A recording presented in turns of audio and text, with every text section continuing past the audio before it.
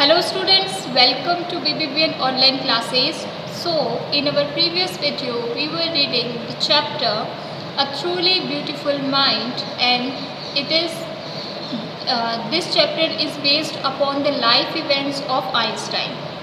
And in his childhood, he doesn't talk. One day, he suddenly talked that the soup is very much hot.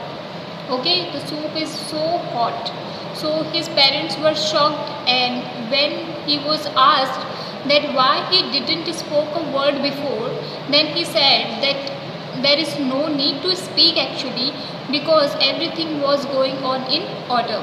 So this kind of strange type of personality he was, and he hated the strict discipline of a school.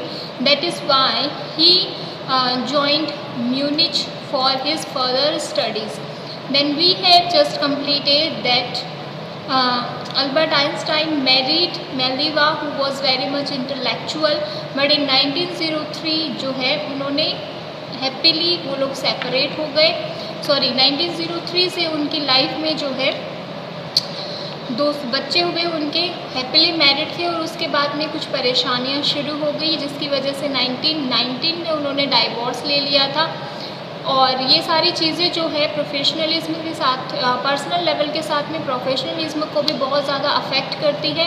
और 1919 में ही Einstein जो है उन्होंने अपनी cousin Elsa से शादी कर ली थी. हम नेक्स्ट पढ़ेंगे Einstein's new personal chapter coincided with his rise to world fame. तो आइंस्टाइन का ये जो नया पर्सनल चैप्टर था, इसी के साथ साथ में उसको क्या मिल रहा था, वर्ल्ड फेम, यानी कि पूरी दुनिया में प्रसिद्धि का जो उसका फ्लो है वो अब राइज की तरफ था.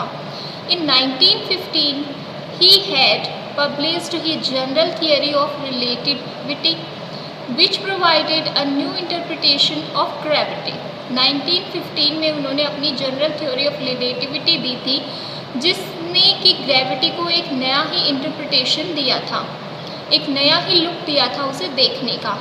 An eclipse of the sun in 1919 brought proof that it was accurate. और फिर जो है 1919 में क्या हुआ था, एक तरफ उनका डाइवोर्स हुआ, दूसरी तरफ उनकी ही कज़न एलिसा से शादी हुई, और 1919 ही वो ईयर था जब उनकी जो थियरी है, जनरल थियरी ऑफ रिलेटिविटी जो है, उसको प्रूव किया गया, यानी कि वो प्रूफ हो गई थी कि उनकी जो थियरी है वो एक्यूरेट है. Einstein had correctly calculated in advance the extent to which the light from fixed star would be deflected through the sun's gravitational field.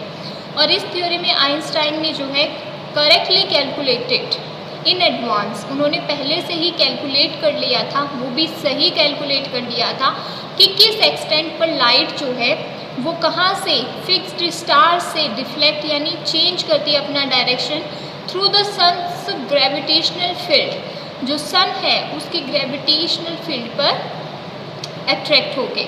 So the newspaper proclaimed his work as a scientific revolution. इसलिए जितने भी newspaper थे उन्होंने उनके जो work हैं, जो general theory of relativity पर उनका जो न्यू इन्वेंशन है, उनकी जो नई खोज है, उसको उन्होंने अ साइंटिफिक रेवोल्यूशन नाम दिया. Einstein receive the Nobel prize for physics in 1921. 1921 में उन्हें नोबेल प्राइज़ मिला फिज़िक्स में.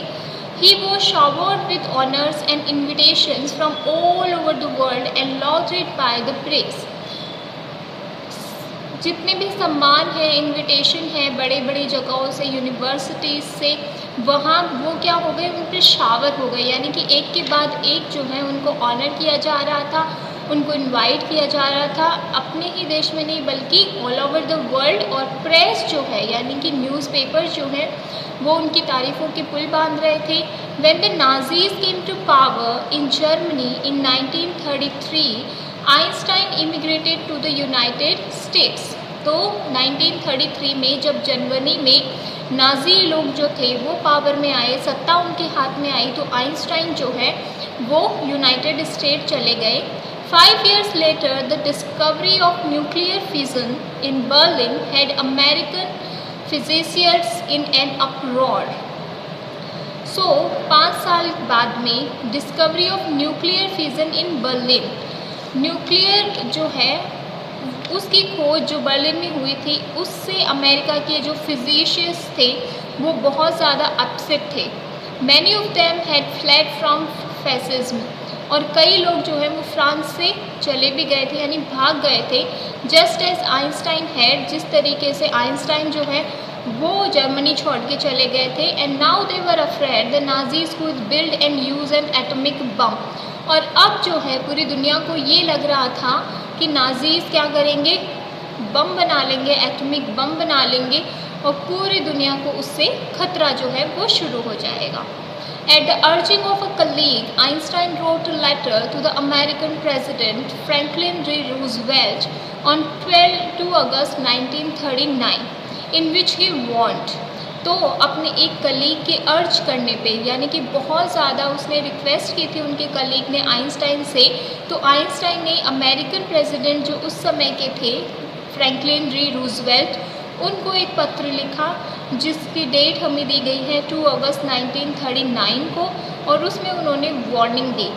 अ single bomb of this type exploded in a port might very well destroy the whole port together with some of the surrounding territories, और उसका एक अंश जो है उस लेटर का वो हमें दिया गया है कि कितना बड़ा और कितना डेंजरस था ये एटॉमिक बम, कि अ single bomb of this type, यानी कि एटॉमिक बम का अगर एक भी बम है एक्सप्लोडेड इन अ पोर्ट, और अगर एक पोर्ट पर वो क्या किया जाता है, फेंका जाता है, एक्सप्लोड हो जाता है, might very well destroy the whole port together, तो जितना भी पोर्ट का एरिया है उसको डिस्ट्रॉय कर देगा with some of the surrounding territories, और इवन उसके आसपास जितनी भी टेरिटरीज हैं उनको भी वो क्या करेगा, डिस्ट्रॉय कर देगा, नाश कर देगा, नष्ट कर देगा। His word did not fail to have an effect, उनके जो शब्द थे उसका एक इफ़ेक्ट जो है वो अमेरिकन प्रेसिडेंट के ऊपर पड़ा।